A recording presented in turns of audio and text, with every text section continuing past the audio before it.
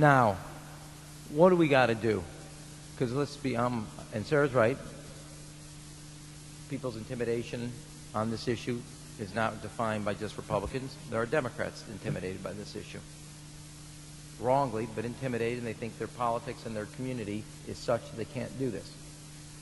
The truth is, what we need again to get moving on this legislation is put together a crime strategy like we had before, which is why we passed the bill today on the cops, putting money back into putting police officers on there, getting voices for change, and then making sure that we have a president, I cannot put my partisanship aside, a Democratic president, who will take that office and use it to protect the streets and the kids that grow up on those streets, and make sure that we once again have an assault weapon ban, a Brady bill with the full force of the law on the land, because we need somebody in the Oval Office that moves this Congress.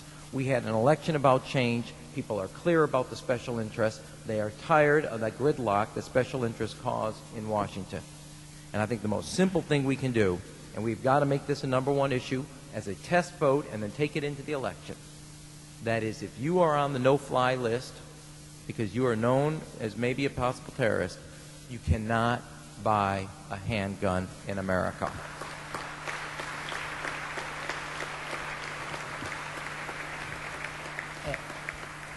And I am not one far from liking the mixing of politics and policy, but as my old boss used to say, give me that vote and throw me into that briar patch. I'll make politics out of that every day, because if it's between that terrorist list and the NRA, I know where America is going to be every time, and they're going to make the right choice, and we have got to start building on that. That is the right thing to take into the election, and it's the right policy.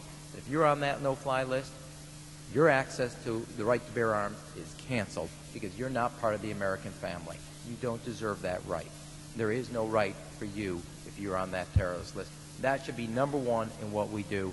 Make sure there's a full force of the law behind the Brady bill. So to all those who dedicate their lives to seeing sensible gun laws, remember, it's sensible gun laws, police on the beat, giving our kids an alternative to that street, and making sure that we have the drug laws so people, because those are the type of people who are most access to the most violent types of crimes.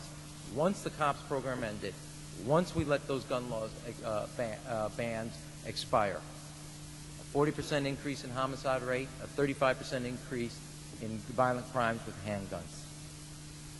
We left what we knew was working because of ideology and special interests.